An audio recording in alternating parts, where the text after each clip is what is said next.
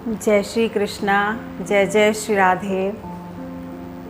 कृष्ण भक्तों को मेरा शत शत नमन है, मैं प्रणाम करती हूँ।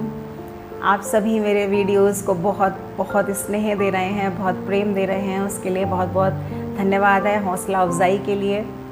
क्योंकि कृष्ण नाम ही जैसे ना हमारा जीवन है।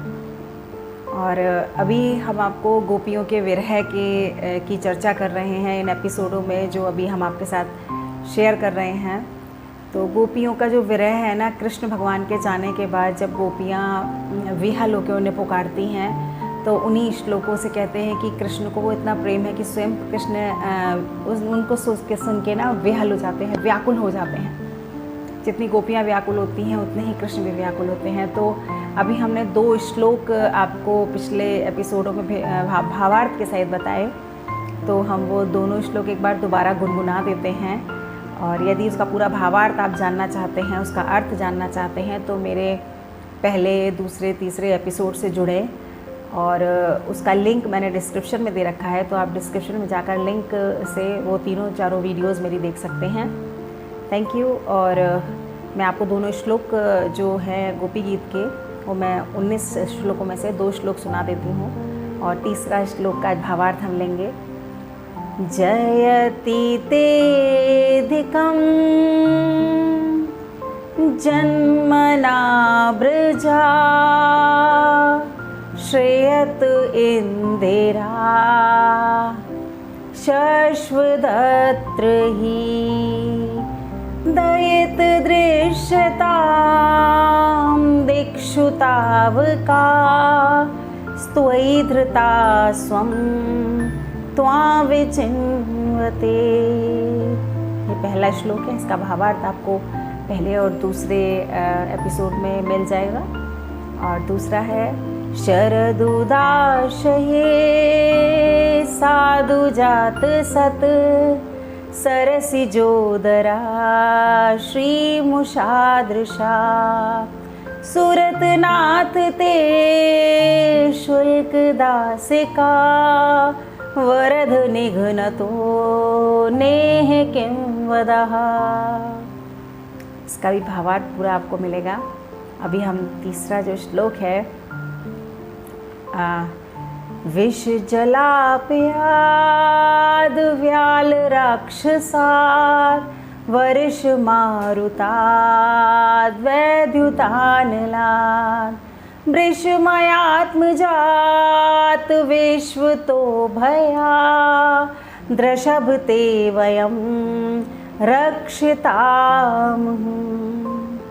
इसका शाब्दिक अर्थ हम पहले आपको बताएंगे, फिर हम थोड़ा डिटेल में जाएंगे। गोपियाँ बहुत ही व्याकुल हैं। वो कहती हैं ऐसे ऐसे वक्त पर आपने हमें बचाया, और उसके बाद ऐसी स्थिति में आप हमें छोड़ गए, इससे तो हमें उस परिस्थिति में ही छोड़ देते मरने के लिए। इस करके गोपियाँ बहुत भावुक हो जा रही हैं, बहुत ज़्यादा भावुक हो रही हैं। इसका शाब्दिक अर्थ कुछ ऐसे है।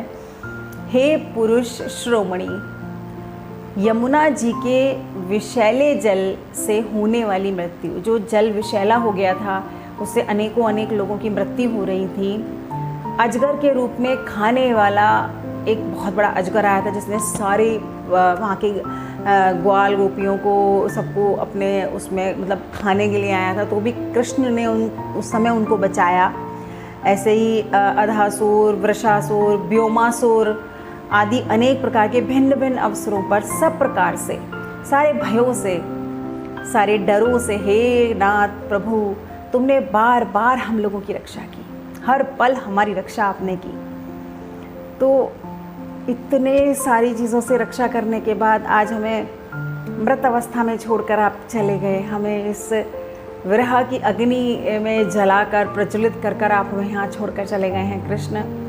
तो इसका एक एक शब्द ना गोपियों ने बहुत विरह में डूबकर और बहुत ही दयनीय भाव से कृष्ण से कहा है। तो मतलब मैं तो शायद शब्द ही नहीं ढूंढ पा रही हूँ कि मैं कैसे आपके साथ वो सारी चीज़ें बता पाऊँ कि कैसे कृष्ण के लिए उनका प्रेम था। और वो बार बार एक ही बात कहती हैं कि इतने सारे भय, इतने सारे डरों से आप लोगों ने उनकी लीलाएं कथाएं सुनी होंगी। कृष्ण की लीलाएं कथाएं अगर आपने नहीं सुनी हैं या सुन रखी हैं तो भी मैं कोशिश करूँगी उन कथाओं को धीरे धीरे आप तक पहुँचाने की। तो विष जला प्याद, मतलब जब उस कालिया विषैले ने हमारे इस जल को, सारे यमुना जी के जल को वो कर दिया था, तो गोपियाँ इस बात पर कह रही हैं ऐसे ही हमारा मन भी ना बहुत विषय वासनाओं से भरा हुआ था, पर कृष्ण आपके प्रेम ने हमें उन सारे जो हमारे अंदर के विकार थे उन सबको निकाल के अपना एक प्यारा नाम हमारे जीवन में जो दिया, तो उसकी वजह से हम उस प्रेम को महसूस कर पाए। और उस प्रेम को जैसे ही हमने महसूस किया और उसी के बाद आप हमें छोड़कर चले गए रास में। गोपियों के बराबर तो नहीं, शायद गोपियों के तो हम धूल भी नहीं हैं, पर एक अंदर में जो विरह की अग्नि है, जो रुदन है, वो ऐसे ही होता है। दिन भर कृष्ण की स्मृति में ऐसे आँखों से, नेत्रों से हमारे अश्रुधारा बहती है। तो हम प्रेम को हम जब कृष्ण को जब हम देखते हैं तो हमें ऐसा लगता है, कुछ शब्द हम शब्दों में शायद कोशिश करते हैं बताने की। ना प्रेम नहीं, सच पूछो तो मिलना भी प्रेम नहीं। प्रेम तो सिर्फ उसे महसूस करना है। प्रेम आभास है अपनी उपस्थिति का। मेरी समझ में प्रेम होता है ना, तो वो एक भाव होता है प्रतिपल का, बस वो तो शायद प्रत्युत्तर भी नहीं मांगता। प्रेम बहुत बड़ी चीज़ है, शायद शब्दों में तो हम उसको बता ही नहीं सकते। और कृष्ण का प्रेम तो शायद बहुत ही विरले लोगों को, बहुत ही कृष्ण की असीम कृपा होती है, उसी को ही ये प्रेम का आभास हो पाता है। आपके सिवा हम किसी और के कैसे हो सकते हैं? आपके सिवा हम किसी और के कैसे हो सकते हैं? आप खुद ही सोच के बताए प्रिय केशव, आपके जैसा कोई और है क्या? जी करता है आपको जी भर के देखूं। मसला यही है कि जी भरेगा कब? कितना भी कृष्ण को देखती रहूं, मन भर के देखती रहूं, पर मन नहीं भरता। ऐसा लगता है कि बस हर पल निगाह से इन्हें ओझल ना होने दूं। सुबह जब मंदिर जाते हैं, जब थोड़ी देर के लिए घर वापस आते हैं तो लगता है कब शाम हो और हम शयन आरती के लिए जाएं। और जब रात को लौटते हैं तो एक सुबह का इंतज़ार रहता है, रात भर उनका स्मरण रहता है। कथाएं सुनते हैं, कुछ वाणी चला लेते हैं, लेकिन कोशिश करते हैं कि एक पल के लिए, एक क्षण के लिए भी कृष्ण हमारे मस्तिष्क से, हमारे स्मरण से न जाएं। परंतु ये संसार बहुत मोह वाला है, बहुत अपनी तरफ खींचने वाला है, लेकिन कृष्ण का प्रेम इन सारे प्रेमों से बहुत बहुत बहुत ऊपर है। हर पल कृष्ण की स्मृति अगर बनी रहे ना, तो जीवन में एक आनंद ही अलग होता है। जब हम मंदिर से आते हैं तो हमें एक भजन बहुत पसंद है, आपको हम गुनगुना के उसका, इस एपिसोड का को हम ख़त्म करेंगे। तो वो भजन कुछ ऐसा है।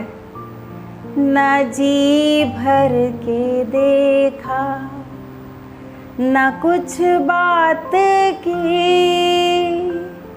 बड़ी आरज़ू थी मुलाकात की।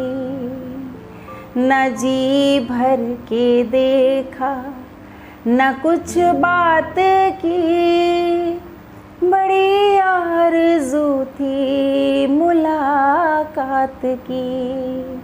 कहाँ दिन बिताया, कहाँ रात की, कहाँ दिन बिताया, कहाँ रात की, बड़ी आरज़ू थी मुलाकात की। न जी भर के देखा, न कुछ बात की, बड़ी आरज़ू थी मुलाकात की। इस पूरे भजन का एक एक शब्द, एक एक अक्षर, एक एक मोमेंट, एक एक इमोशंस ना ऐसे हृदय को छू जाते हैं। जब ये भजन चलता है तो हमारा नेत्रों पर कंट्रोल ख़त्म हो जाता है और हमारी हालत ऐसी हो जाती है बस कृष्ण या तो कृष्ण आ जाएं या हम उनके पास चले जाएं। तो मंदिर में जब भी एक भैया ये भजन को गाते हैं तो हमारी स्थिति एकदम मिलन के लिए एकदम व्याकुल हो उठती है। और यदि आपको हमारे वाणी में ये गीत पसंद आया हो तो आप हमें कमेंट में ज़रूर लिखिएगा। जो भी भजन आपको हमारा पसंद आ रहा है, जितने कमेंट्स हमारे उस भजन पर आएंगे तो हम कोशिश करेंगे कि उस भजन को पूरा स्टार्टिंग से एंड तक जितने भी उसके अंतरा हैं वो हम आपको सुनाएं।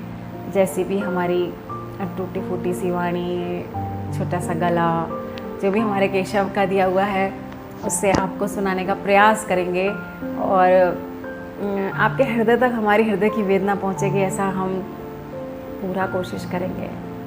हमारा प्रेम, आपका प्रेम, गोपियों का प्रेम, सबका प्रेम मिलकर एक प्यारा सा एपिसोड बना और गोपी गीत को हम ऐसे आगे बढ़ाएंगे। इसके 19 श्लोक हैं, 3 श्लोक हमने भावार्थ सहित आपको बता दिए हैं।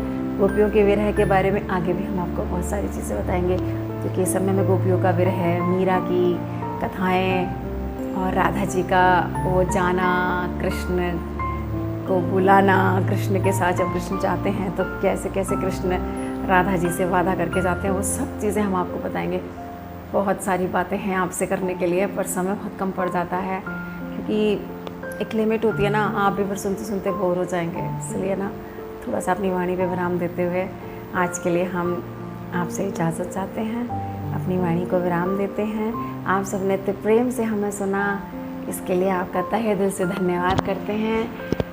और जो पिछले एपिसोड हैं वो हमारे आपको डिस्क्रिप्शन में मिल जाएंगे, लिंक में जाइएगा और आप देखिएगा। पसंद आए तो जुड़े रहिएगा, कृष्ण के भाव में, कृष्ण के प्रेम में ऐसे ही जुड़े रहिएगा। हर बार कुछ नया मिलेगा और हो सकता है ऐसे ही बातें करते करते करते करते कृष्ण का साक्षात्कार हो जाए। कहीं राह में हमें वो मिल जाएं, कहीं राह में वो आपको मिल जाएं। अनुभूति हर पल होती है, हर पल अनुभूति होती है, हर चीज़ में अनुभूति होती है, लेकिन जो चाहते हैं ना वो अभी ऐसे ही चलते रहेंगे। आगे जब फिर हम आपको सब बताएंगे ज़रूर कि हम क्या क्या अनुभूति करते हैं। आज के लिए विराम करते हैं। जय जय श्री राधे, जय जय श्री राधे, जय जय Shri Radhe. Thank you so much.